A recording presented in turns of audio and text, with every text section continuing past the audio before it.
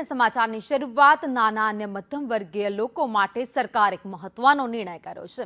આવાસ તબદીલી માટે ભરવાપાત્ર ડ્યુટીમાં મોટી છૂટ અપાઈ છે। એલોટમેન્ટ લેટર સ્ટેટ સર્ટિફિકેટ ડ્યુટીમાં 80% માફી આપવામાં આવી છે। સોસાયટી એસોસિએશન નોન ટ્રેડિંગ કોર્પોરેશનમાં ડ્યુટી માફી આપવામાં આવી છે, તો માત્ર 20% ડ્યુટી વસૂલ કરવામાં આવશે। નાના અને મધ્યમ વર્ગીય પરિવારોને સૌથી મોટી રાહત મળવાની છે।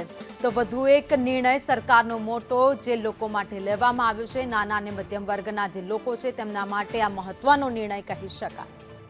વધુ અપડેટ સાથે સંવાદદાતા હિરેન રાવલ અમારી સાથે જોડાઈ ગયા છે। હિરેન, સરકાર દ્વારા મહત્વનો નિર્ણય, નાના અને મધ્યમ વર્ગીય પરિવારને મોટો ફાયદો થશે। રાજ્યના મહેસૂલ વિભાગ દ્વારા આ નિર્ણય કરવામાં આવ્યો છે, જેમાં સોસાયટી એસોસિએશન અને નોન ટ્રેડિંગ કોર્પોરેશન દ્વારા જે એલોટમેન્ટ લેટર અને શેર સર્ટિફિકેટ આપવામાં આવે છે એના તબદીલી અને ટ્રાન્સફર માટે જે ડ્યુટી ભરવાની હતી એ ડ્યુટીમાં 80%ની રાહત રાજ્ય સરકાર દ્વારા આપવામાં આવી છે। એટલે માત્ર સ્ટેમ્પ ડ્યુટી અધિનિયમની કલમ 9 અન્વયે આ જે સ્ટેમ્પ ડ્યુટી છે એમાં 80%ની રાહત આપવામાં આવી છે। એટલે જે તે વ્યક્તિએ માત્ર 20% ડ્યુટી છે એ જ હવે ભરવાની રહેશે। જો કે આનો અમલ ક્યારથી થશે તેની કોઈ સ્પષ્ટતા રાજ્ય સરકાર દ્વારા કરવામાં નથી આવી।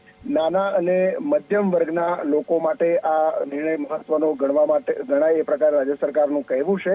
જો કે વિસ્તૃત પરિપત્ર મહેસૂલ વિભાગનો થાય એના પછી એનો એક્ઝેક્ટ અંદાજ છે તે આવી શકે છે। અત્યારે પ્રાઇમરી દ્રષ્ટિએ 100%ના બદલે 20% જેટલી ડ્યુટી આ ટ્રાન્સફર ફી ભરવાની હોય છે એલોટમેન્ટ લેટર અને શેર સર્ટિફિકેટમાં એ રહેશે। 80%ની માફી રાજ્ય સરકાર દ્વારા કરવામાં આવી છે। આભાર માહિતી માટે।